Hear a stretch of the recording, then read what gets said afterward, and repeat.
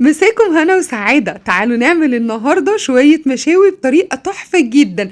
كفتة بقى كده طرية، وبصوا هشة وخفيفة وطعمها تحفة جدا، وحتة لحمة دايبة زي الزبدة من غير ما نولع فحم ومن غير ما ندخن البيت ونولع في البيت ونخنق كل اللي موجودين. هعلمك ازاي تعملي شوية مشاوي ولا اجدعها حياتي بخلطة رهيبة وبسر تحفة يا بنات، رهيب رهيب. هتعملي كل المشاوي اللي انت حباها بطريقة سهلة وبسيطة خالص، ومش هتاخد معاكي وقت ولا مجهود، ولا بقى شوية سلطة كده خضرة تحفة مع شوية طحينة ليفل الوحش. يلا ما تنسيش تصلي على الرسول ولايك وشير وكومنت كده حلو منكم للتشجيع، واوعوا تنسوا تقولولي بتتابعوني من اي دولة. متابعتكم بتسعدني جدا. بصوا يلا بينا هنسمي الله. واول حاجة هنجيب معانا اللحمة شرط يا جماعة ان هي تكون 80 جرام لحمة، 20 جرام دهن. لازم تاخدوا بالكم من النقطة ديت، يعني ما ينفعش تكون حتة اللحمة حمرة خالص، لازم يكون فيها على الأقل 20% نسبة من الدهن.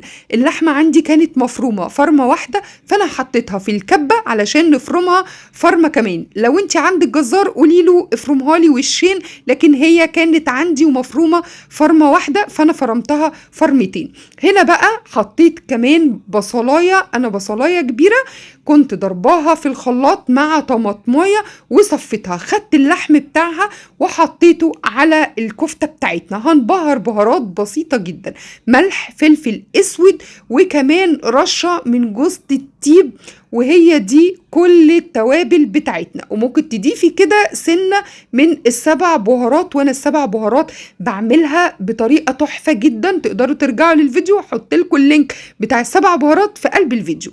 ندهن بقى ندعك ندعك كل اللحمة بتاعتنا مع بعضها. وتعالوا بقى نخلي الكفتة بتاعتنا طعمها احلى واحلى. 50 جرام من اللي هي المفرومة او المبشورة، لو هي صحيحة كده ومتفرزنة تقدري تبشريها على المبشرة اليدوية بطريقة سهلة جدا.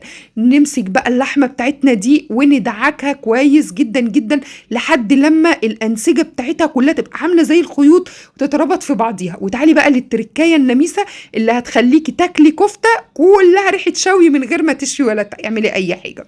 هنعمل كده اللحمة على الجناب في قلب البولة، وبعد كده هجيب فحماية مولعاها وحطاها، وهنزل بنقطة من الزيت ونكمر بقى الطبق دوت بستريتش راب ونسيبه على جنب لحد لما الفحماية تهدى خالص وتصفي. وتعالي بقى نعمل بقى حتة لحمة كده خطيرة. هنا عندي حتة لحمة ريب اي او انتركوت. تمام، الشرايح دي بالشكل ده لازم يكون فيها من الجنب كده الدهون اللي انتوا شايفينها دي، عشان هي اللي بتدي الطراوه والطعم الحلو لحته اللحمه. فتقولي له انا عايزه انتركوت. وناخد بقى جزء من الميه بتاعه البصل اللي احنا حطيناها للكفته، لو فاكرين دي الميه بالطماطم اللي هي نزلت من البصلايه والطماطمايه اللي احنا عصرناهم.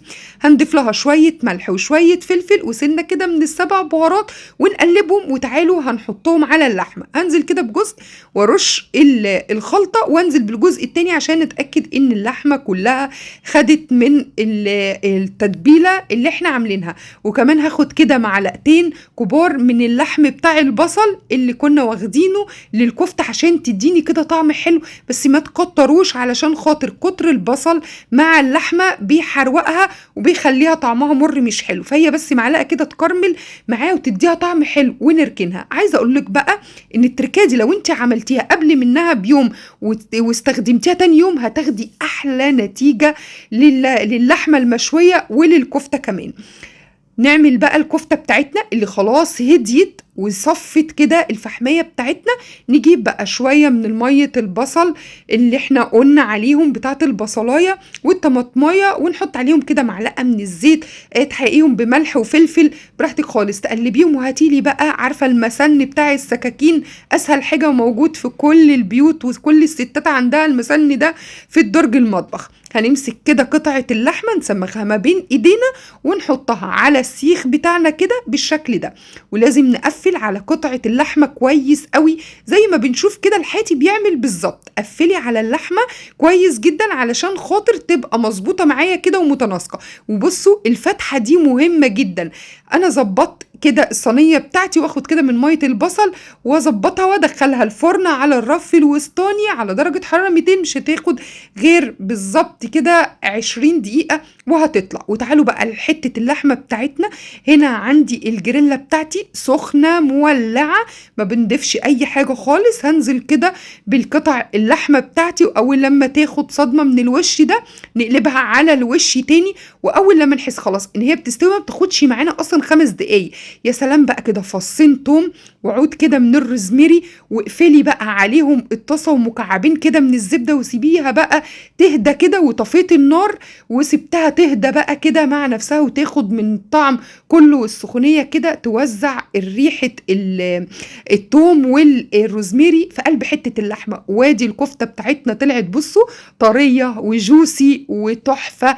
والفتحه اللي قلت لكم عليها دي بتساعد ان البخار بتاع او السخونيه بتاعه الفرن تدخل كده جوه اللحمه وتسويها مع شويه رز بقى مبهر كده. يا نهار ابيض، حكايه حكايه. ونرص كده الكفته بتاعتنا واللحمه. عايزه اقول لك ان انت هتعملي شويه مشاوي في 10 دقايق مش هياخدوا منك حاجه. وزي ما قلت لك لو تبلتي الحاجه وحطيتيها في التلاجة واستخدمتيها تاني يوم هتكون اللحمه المفرومه بتاعه الكفته بتاعتنا ارتاحت، والانتركوت بتاعنا هيكون كمان اتبل كده وشرب من ميه البصل وارتاح. وتيجي تسويه ياخد معاكي كده او يديكي احلى نتيجه، يعني ياخد من التتبيله ويديكي احلى نتيجه. شايفين اللحمه شكلها تحفه ازاي، دايبه زي الزبده ورهيبه يا بنات. اتمنى ان انتوا تجربوها في العيد بجد، الطريقه دي هتعجبكم جدا. ويا ريت لو عجبكم الفيديو ما تنسوش تحطوا له لايك وشير وكومنت حلو منكم للتشجيع. واقول لكم كل سنه وانتم طيبين وعيد اضحى سعيد عليكم.